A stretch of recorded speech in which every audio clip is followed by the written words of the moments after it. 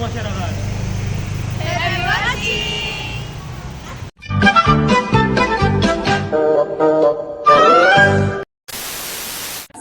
Halo, permisi Kak, selamat siang. Halo, selamat siang. Boleh tahu kakak namanya siapa dan dari mana?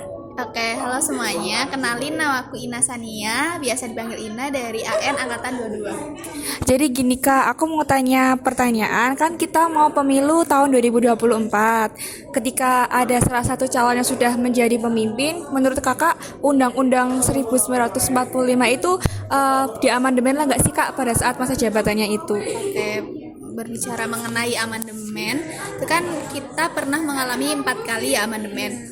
Nah, proses amandemen ini kan bukan hanya proses yang sebentar buat mengamandemenkan.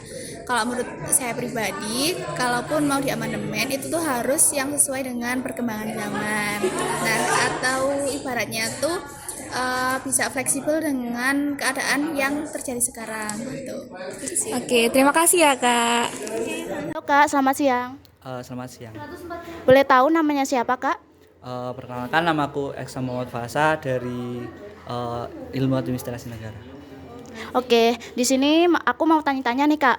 Kan sudah pernah ada sejarah di mana Ibu Megawati Soekarno Putri sebagai putri presiden menjadi presiden. Dan sekarang terulang lagi di mana Gibran menyalonkan diri sebagai capres. Kalau semisal Gibran menjadi wakil presiden, menurut pendapat kakak nih, ini bisa dikatakan sebagai dinasti politik atau tidak ya? Sebenarnya kalau menurut pandanganku sendiri itu ya, Gibran Rakabuming kan itu dipilih melalui kayak ada yang mengusungnya gitu. Jadi dari partai-partai gitu. Dan itu pun besok kalaupun misal Prabowo dan Gibran tersebut menjadi presiden dan wakil presiden, itu pun itu dikarenakan rakyat yang memilihnya gitu loh. Jadi ada masa pemilu, ada kampanye gitu. Jadi nggak semena-mena itu dari Jokowinya langsung untuk memilih Gibran menjadi wakil presiden tersebut. Ya itu tadi, karena pastinya kita pasti memberikan suaranya gitulah. Jadi ada proses di mana Gibran tersebut dipilih, bukan dicalonkan dan diangkat gitu loh. Jadi ada proses pemilihannya sendiri gitu. Oh, berarti itu berdasarkan demokrasi ya Kak? Betul, tetap ya kan sistem politik Indonesia juga itu kan demokrasi. Jadi ya pasti itu terpilih karena suara-suara rakyatnya gitu. Baik Kak, terima kasih. Jawabannya sangat baik sekali. Terima kasih ya Kak. Oke, terima kasih kembali.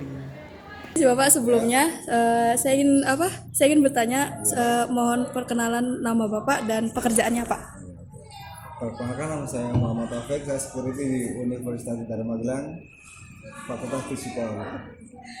Baik, pertanyaannya, siapakah dan kapan Undang-Undang Dasar 1945 disahkan? Untuk Undang-Undang 1945 disahkan itu tanggal 18 Agustus 1945 oleh PPKI. Wah, terima kasih Bapak atas waktunya. Selamat sore Bu. Sore Mbak. Boleh perkenalan dulu, nama Ibu siapa? Ibu Budiharti.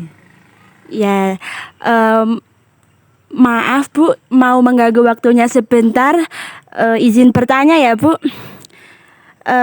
Kan sesuai dengan pasal 22E UUD 1945 tentang pemilu untuk pemilihan presiden, wakil presiden dan juga lembaga eksekutif legislatif itu diselenggarakan berlandaskan asas luberjurdil. Lah Ibu itu tahu tidak apa kepanjangan dari luberjurdil?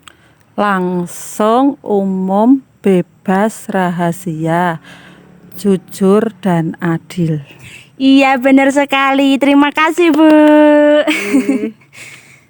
Halo Kak, selamat siang. Halo, selamat siang. Sebelumnya perkenalan dulu bisa? Oke, kenalin, nama aku Muhammad Iqbal Sugeng Pratama. Aku dari Prodi Ilmu Administrasi Negara. Ya, sebelumnya ini mau tanya nih Kak. Kan kita mau ada pemilu tahun 2024 nih. Ketika salah satu calon sudah terpilih menjadi calon pemimpin, apakah UUD 1945 itu perlu diamandemen tidak di masa jabatannya? Perlu diamandemen tidak gitu Kak? Oke, ini aku menjawab berdasarkan kacamataku pribadi ya. Nah, ini kalau menurut aku ini adalah yang namanya UUD atau yang di amandemen itu sebenarnya kalau yang di amandemen itu adalah undang-undang yang notabene itu sudah tidak relevan. Artinya seiring berkembangnya waktu dan kenegaraan itu kan pasti ada yang namanya relevan dan tidak relevan. Kita kembali lagi kepada UUD tersebut, apakah relevan atau tidak. Nah, kalau di sini pada kenyataannya undang-undang itu masih relevan, itu artinya tidak usah ada atau tidak adanya amandemen. Tapi kalau memang undang-undang tersebut itu tidak relevan lagi, ya perlu yang namanya amandemen seperti itu.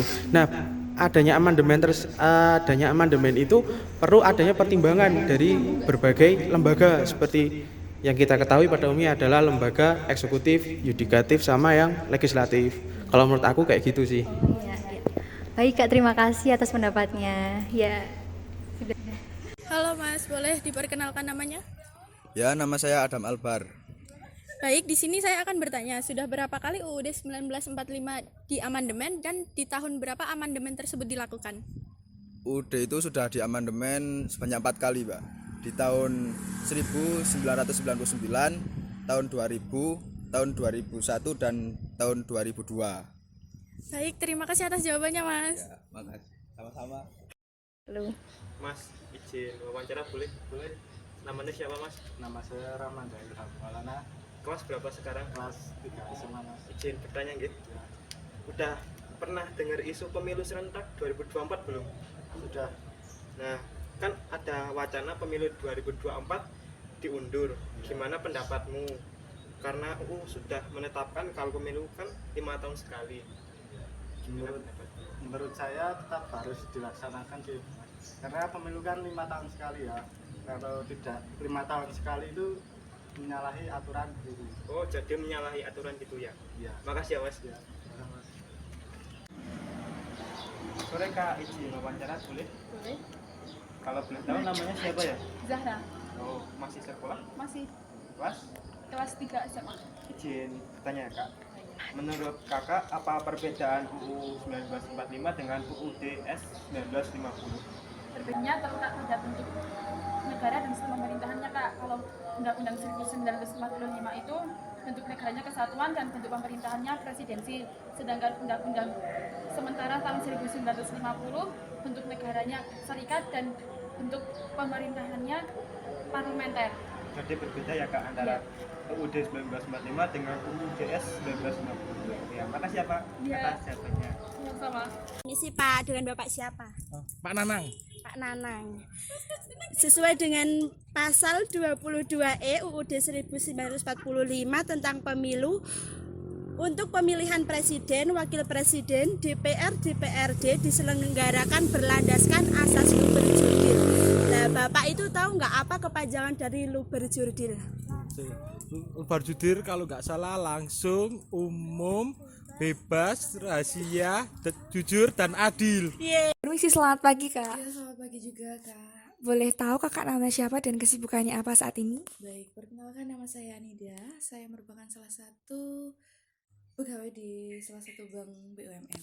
Baik Kak, saya mau tanya, jadi kan Indonesia itu ada suatu undang-undang.